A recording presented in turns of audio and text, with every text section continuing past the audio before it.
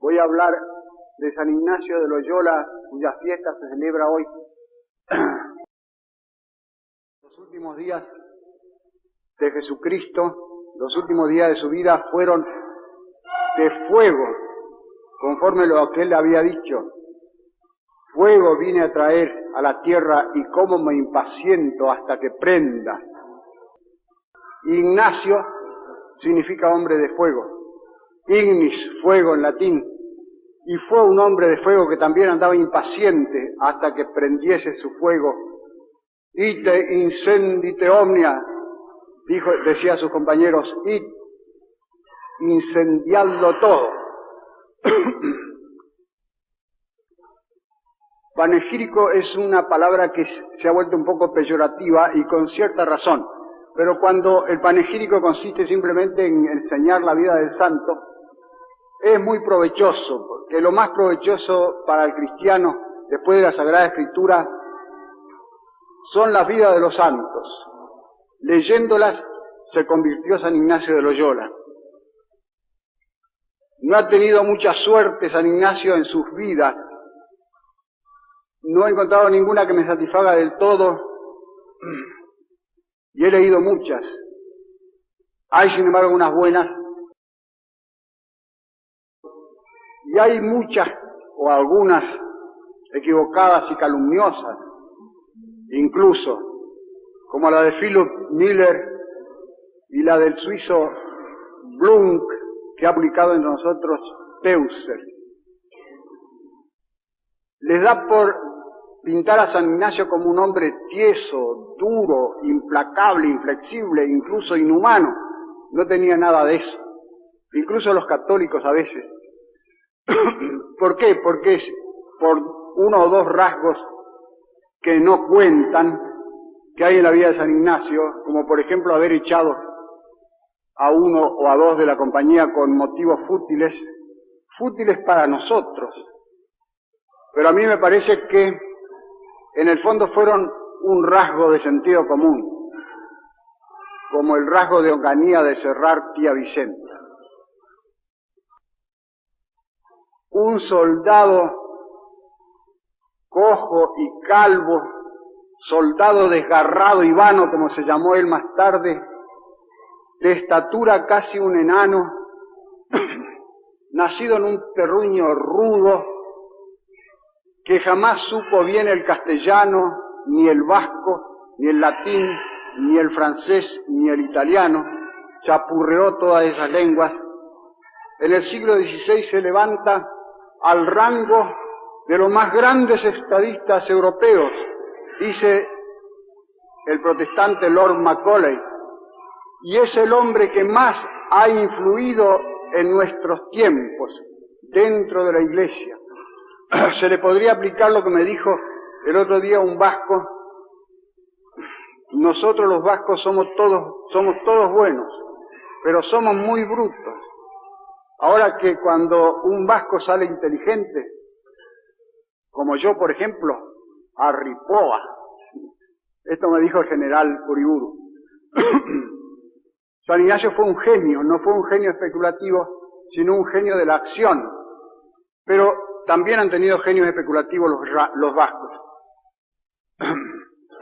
San Ignacio no fue el gran inquisidor de la leyenda de Dostoyevsky, ni el hombre taimado y tramposo de Víctor Hugo y de Carducci, ni el perinde ad cadáver, que es una frase que no inventó él, sino San Francisco de Asís, ni el sargento mayor encalabrinado de disciplina, ni el profesor de energía, ni el gran politicastro, ni el Quijote viviente, como lo llamó Unamuno. Eso es leyenda o caricatura. Estuvo más cerca de ser mandado a la hoguera que de encender hogueras. De hecho, salvó a no pocos de la hoguera. Él se llamaba a sí mismo el peregrino, el pecador, el pobre en virtud de Ignacio, y los que lo conocían lo llamaban padre. Veremos brevemente la conversión de San Ignacio, la fundación de los jesuitas y el estado actual de la Compañía de Jesús. aunque esto último lo voy a dejar porque no hay tiempo, lo diré esta tarde a las 7, a las 19 horas, en la iglesia de San Ignacio de la calle Bolívar, si Dios quiere. Papini, en su obra Los operarios de la viña, dice que San Ignacio no es un santo popular. En efecto, los hombres de mando, de lucha, de gobierno, no suelen ser populares para el vulgo, para la plebe. Son muy amados por los que están en contacto inmediato con ellos. Y eso así fue grandemente con San Ignacio. Tuvo también enemigos y calumniadores, tuvo grandes enemigos y grandes amigos, porque simplemente era grande. La conversión de San Ignacio se verificó en su cama de adolescente, el año 1521, a los 30 años de edad. Estando en el sitio de Pamplona por los franceses, una bala de cañón le trizó la pierna, no el muslo, sino la canilla, y al caer él se rindieron el puñado de hombres que defendía la fortaleza. Los médicos le arreglaron la pierna bien que mal, mejor dicho, mal, porque cuando se levantó se notó que un hueso sobresalía como un tarugo por debajo de la piel, impidiendo el uso de la bota alta y estrecha que usaban los oficiales. San Ignacio exigió que le arreglaran eso, y los médicos le dijeron que había que reabrir la herida, serruchar el hueso, estirarle la pierna con poleas y sin anestesia, por supuesto. Ignacio soportó la horrible operación sin un gemido, solamente suspirando de vez en cuando, ¡ay Jesús! Quedó rengo, sin embargo, para toda la vida. Y él llamaba más tarde a esto el martirio de la vanidad. No fue el único, ni mucho menos, de los actos hazañosos que hizo en su vida. Toda su vida está llena de actos hazañosos, peligrosos, agresivos incluso, es decir, de actos caballerescos. En su segunda larga convalecencia pidió le diesen novelas de caballería y le dieron, a falta de ellas, la vida de Cristo del Cartujano y la vida de los santos, o Flos Santorum, tan común en España, y los leyó por aburrimiento. Y cuando leía la vida de los santos, su ánimo ardiente y hazañoso, emprendedor, decía, esto lo hizo San Francisco, yo también lo puedo hacer. Esto lo hizo Santo Domingo, yo también lo tengo de hacer. Pero notó que cuando él se pasaba horas enteras soñando con la dama de sus pensamientos, que tenía todo caballero, que era nada menos, según parece, la princesa Juana de Aragón, casada más tarde con el rey Fernando de Nápoles, porque no era condesa ni duquesa, sino más arriba que eso, dice él en su autobiografía.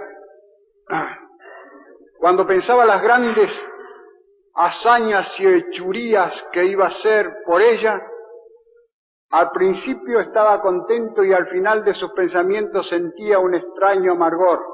Y cuando pensaba en los santos, sentía contento y tranquilidad al final.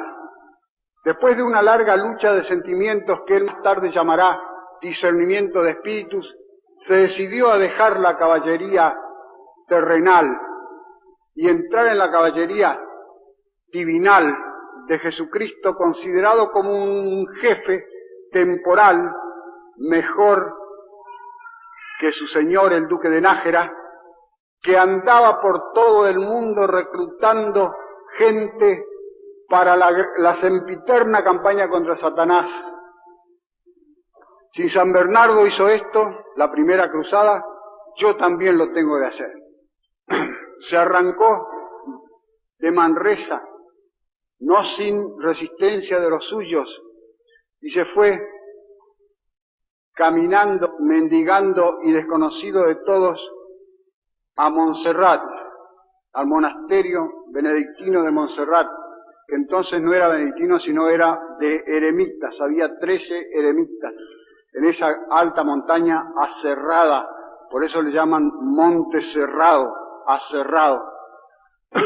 Y allí veló en oración durante una noche entera, como era costumbre de los caballeros antes de ser armados caballeros, antes de que un rey o una reina o su señor natural les diesen el espaldarazo con la espada y les calzasen las espuelas de oro, consagrándolos para siempre al servicio de la justicia y de la patria. Pero él dejó su espada al pie de la Virgen y, despojándose de sus vestidos de seda que dio a un mendigo, al cual la policía lo agarró preso después creyendo que los había robado, se fue a la vecina ciudad de Manresa y allí, en hábito de penitente y con grandes dificultades, y allí eligió una cueva a orillas del río Cardoner y emprendió la tanda más extraordinaria de penitencias, privaciones y oraciones. Si San Antonio Abad hizo esto, yo también lo tengo de hacer. Y fue tentado también extraordinariamente por el demonio, de tristeza, de escrúpulos, de desesperación, tanto que llegó a incitarlo el demonio a suicidarse.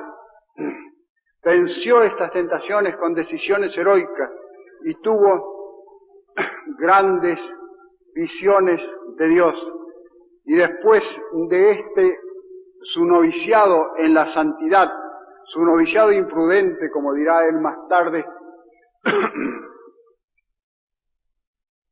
se fue a Barcelona, a Venecia y a Jerusalén. Su ida a Barcelona era la etapa para ir a Jerusalén. Una gran dama catalana, Isabel Rosell, que tenía un marido ciego y vivía dedicada a cuidarlo y a la piedad, estando en la iglesia sintió como una voz interior que le decía: ese mendigo que está en la puerta. Salió y enseguida quedó prendida o prendada de él, porque hablaba el lenguaje de los caballeros. Lo protegió todo el tiempo de Barcelona y todo el tiempo de su vida. Lo mismo que Inés Pascual en Manresa y Teresa Rejadella, una monja con las cuales 3 mujeres se escribió durante toda su vida. El historiador Blunk, que he nombrado antes, dice que San Ignacio fue un misógino, es decir, un enemigo de las mujeres. Y fue en realidad lo contrario, demasiado atraído por las mujeres, enamoradizo, digamos.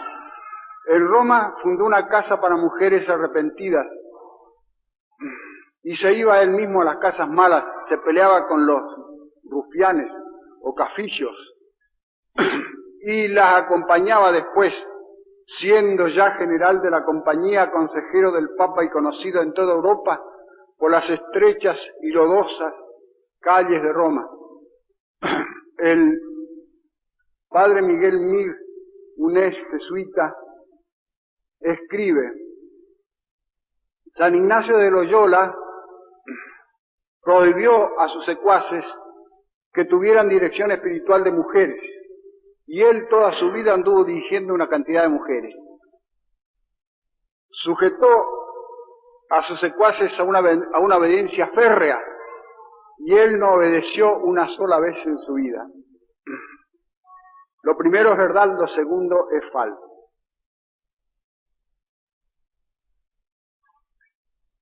En Barcelona tuvo el primer topetazo con la Inquisición, que no fue el último, porque no podía quitarse de andar predicando y no podía quitarse de una cola, es decir, de compañeros que se le pegaban en todas partes, queriéndole él o no queriendo. Tenía ese magnetismo, ese poder de influenciar a los hombres, un genio de la amistad, dijo un contemporáneo, no era brillo intelectual ni prepotencia de voluntad, sino que su libertad atraía a otras libertades, su dignidad era atrayente, radiante, arrastrante. Y la Inquisición en aquel tiempo andaba ojo alerta y barbas al hombro, y con mucha razón. De manera que al poco tiempo en Barcelona tenía 5 compañeros que se le apegaron y que lo dejaron cuando él partió para Jerusalén. El viaje a Jerusalén, ¿para qué voy a contar todas las peripecias novelescas, dramáticas, épicas y estremecedoras de ese viaje? Porque toda su vida está llena de actos hazañosos y de peligros y de desprecios y de palizas también. Al llegar la nave de los peregrinos a Jerusalén, el provincial de los franciscanos, que era una especie de arzobispo de Tierra Santa, les dijo que visitaran el Santo Sepulcro y se mandaran a mudar porque el turco estaba bravo. Los turcos maltrataban y desplumaban a los peregrinos. Ignacio se quedó. El franciscano lo llamó y le dijo que lo iba a excomulgar si no se iba. Obedeció, pero antes quiso ir a despedirse del monte Oliveto, es decir, de la piedra donde, según la leyenda, dejó estampadas las plantas de los pies Jesucristo cuando subió al cielo. Sobornó al centinela turco con una cortapluma, entró, besó la piedra y salió, pero de pronto le dio un pensamiento repentino: mirar a ver si Jesucristo, cuando subió al cielo, estaba mirando a España o de espaldas a España. Sobornó de nuevo al centinela con unas tijeras, entró y con gran ufanía vio que la punta de los pies de Jesucristo miraba a España. Pero se le acabó pronto la ufanía porque al salir tropezó con un sirviente armenio del monasterio, el cual lo llevó a empellones, puñadas y patadas al superior, el cual lo reprendió ásperamente. Y este era el Íñigo de Loyola, que teniendo 18 años topó en una acera con un grupo de hombres armados que no querían cederle la derecha, y entonces desenvainó, hirió a uno de ellos y los hizo huir a todos. Pero ahora Ignacio contó después que al ser arreado por el armenio como un animal, veía delante de sí en el aire a Jesucristo.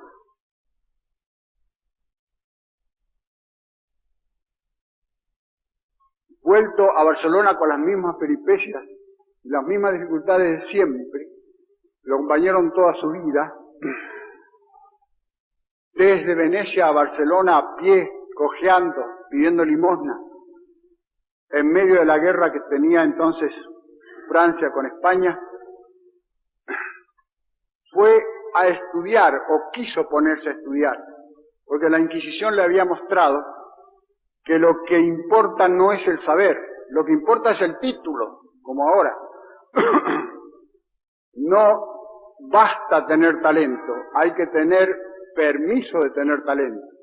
Así que se fue a Alcalá, la mejor universidad de España, y después a Salamanca. En Alcalá entró en la escuela del maestro Arévalo, que tenía chicos de Dios 10 o 12 años, se sentó en el último banco, y de hecho fue siempre el último de la clase, porque se ponía a aprender la primera conjugación: amo, amas, amare, amavi, amatum, y pensaba en el amor de Dios y se abstraía y no aprendía nada. Ni a palos aprendía, porque le rogó al maestro Arévalo que le pegase como a los chicos cuando no sabía la lección. No había caso. El maestro Arévalo, cansado, lo mandó a Salamanca. Por supuesto que en Alcalá y en Salamanca, como siempre, se le pegaron compañeros. Andaba predicando y alarmó a la Inquisición, la cual lo puso preso 3 veces por lo menos. La primera vez que los pusieron presos a los 4,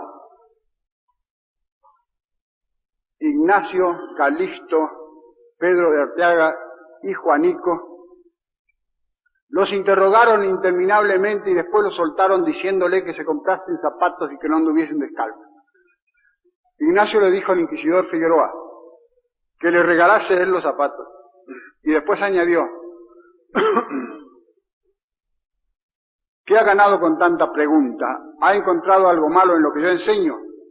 El inquisidor le dijo: no, porque si hubiera encontrado algo malo, os habría mandado a la hoguera. Y él le dijo: y yo también a vos en el mismo caso. Este rasgo de humor de San Ignacio es uno entre muchísimos. Tenía el sentido del humor, que dice Aristóteles es propio del hombre magnánimo. Era habitual en él. La tercera vez que estuvo preso, lo fue a visitar el inquisidor Frías junto con el obispo Mendoza, que brilló tanto en el Concilio de Trento más tarde como cardenal de Burgos, y fue confesor y consejero íntimo del emperador Carlos V. Y el inquisidor le preguntó irónicamente: ¿me tiene rabia a mí por estos grillos y cadenas? Porque estaba con grillos en los pies y cadenas en las manos. San Ignacio le dijo: doctor Frías, sepa que no hay en toda Salamanca tantos grillos y cadenas como yo quisiera sufrir por Jesucristo. Lo que me impacienta no es eso, son unos animalejos que hay aquí muy pequeñitos, pero muy bravos.